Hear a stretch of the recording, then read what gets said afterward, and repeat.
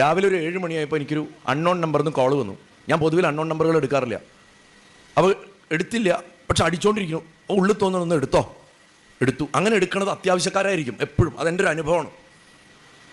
എടുത്തു കഴിഞ്ഞ ഉടനെ അപ്പുറത്തുനിന്ന് ഒരു തേങ്ങല കേൾക്കണത്, ഒരു ആണിൻ്റെ തേങ്ങൽ, ഒരു പുരുഷൻ്റെ ശബ്ദം എന്നിട്ട് ഇങ്ങനെ തേങ്ങൽ. അപ്പുറത്ത് പറഞ്ഞ് എടുത്തു എന്ന് മലയാളത്തിൽ പറയുന്നുണ്ട്. കട്ടായി. പിന്നെ ഒന്നുമില്ല. ഞാൻ തിരിച്ചു വിളിക്കാനൊന്നും പോയില്ല. വൈകുന്നേരം ഒരു 8-9 മണിയായപ്പോൾ വീണ്ടും അതേ നമ്പറിൽ നിന്ന് കോൾ വന്നു. ഞാൻ ആ നമ്പർ ശ്രദ്ധിച്ചിട്ടുണ്ടായിരുന്നുകൊണ്ട് കോൾ വന്നു. തിരുപ്പൂർ നമ്പറാണ്. ഞാൻ ഫോൺ എടുത്തു. അപ്പോൾ ഇത്തിരി പിടിച്ചിട്ടുള്ള മലയാളം, തമിഴ് കലർന്ന മലയാളത്തിലാണ് പറയണത്. ഞാൻ മലയാളിയാണ്, നെന്മാറക്കാരാണ്, ഞങ്ങൾ പൂർവികമായിട്ട്, പക്ഷേ തിരുപ്പൂർ കാലങ്ങളായിട്ട് സെറ്റിലാണ്.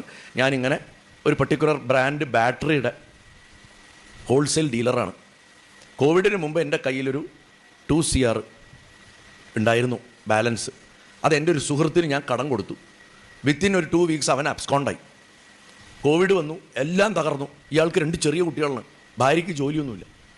ഇയാൾ എങ്ങനെയൊക്കെയോ നോക്കി സെക്കൻഡ് ലോക്ക്ഡൗൺ വരുന്നു, അതും അവരെ കൂടുതൽ തകർക്കണു.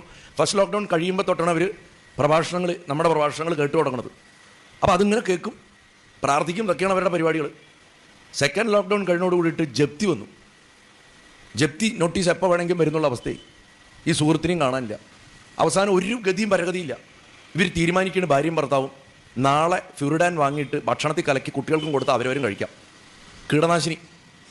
ആത്മഹത്യ ചെയ്യാൻ തീരുമാനിച്ചിട്ട് ഉറങ്ങാൻ കിടക്കണം. 2 പേർക്കും ഉറക്കം വരില്ല. ഏതോ ഒരു നേരത്ത് ഉറങ്ങിപ്പോയി.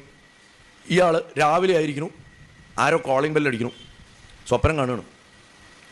ഡോറ് തുറക്കുമ്പോൾ ആരും കാണില്ല. നോക്കുമ്പോൾ താഴെ ചെറിയൊരു കറുത്ത കുട്ടി നിൽക്കണം. ഒരു മുണ്ട് കൊടുത്തിട്ടുണ്ട്. കുട്ടി ഒന്നും മിണ്ടണില്ല. അപ്പുറത്ത് നിൽക്കുന്ന ഒരാളെ വലിച്ചിട്ട് ഇങ്ങനെ മുന്നിലേക്ക് നിർത്തി കൊടുക്കണം. അപ്പുറത്ത് നിൽക്കുന്ന ആളും ചുമരിൻ്റെ അവിടെയാണ്. ഡോറിൻ്റെ മുന്നിലേക്ക് വലിച്ചു നിർത്തുന്നു. അയാൾ കാണുന്നത് എന്നെയാണ്. ഞാൻ ഈ കഥ കേൾക്കുകയാണ് ഇയാൾ പറഞ്ഞത്. ഞാൻ ഇയാളോട് പറയണം, അബദ്ധം കാണിക്കേണ്ട, ഒരു 10 മണി വരെ ക്ഷമിക്കൂ, എല്ലാം ശരിയാവും. അപ്പോൾ ഈ കുട്ടി എൻ്റെ കൈ പിടിച്ച് വലിച്ചിട്ട് എന്നെ ഒരു അഭിസംബോധന ചെയ്തിട്ട് പറയണ്, വരൂ സമയമായി പോവാ, എന്നിട്ട് ഓടുകയാണ് എന്നെയും കൊണ്ട്. ഇയാൾ എണീക്കുമ്പോൾ 2:45 മണി കഴിഞ്ഞിരിക്കുന്നു. 3 മണിക്ക് ഗുരുവായൂർ നട തുറക്കും. തൊട്ടപ്പുറത്ത് ഭാര്യയും എണീച്ചിരിക്കുന്നു. നീ എന്താ എണീച്ചിരിക്കുന്നത് ചോദിച്ചു. ഞാനൊരു സ്വപ്നം കണ്ടു, ഒരു കുട്ടി വന്നു കോളിംഗ് ബെല്ലടിച്ചു. ശരത് സാർ പറയണു 10 മണി വരെ ക്ഷമിക്കുന്നത്. അവളും അതേ സ്വപ്നം കണ്ടിരിക്കുന്നു. ഇവർ ഉറക്കം ഒഴിച്ചിരുന്നിട്ട് രാവിലെ ഒരു 6:30 മണിയായപ്പോൾ കോളിംഗ് ബെല്ലടിക്കുന്നു.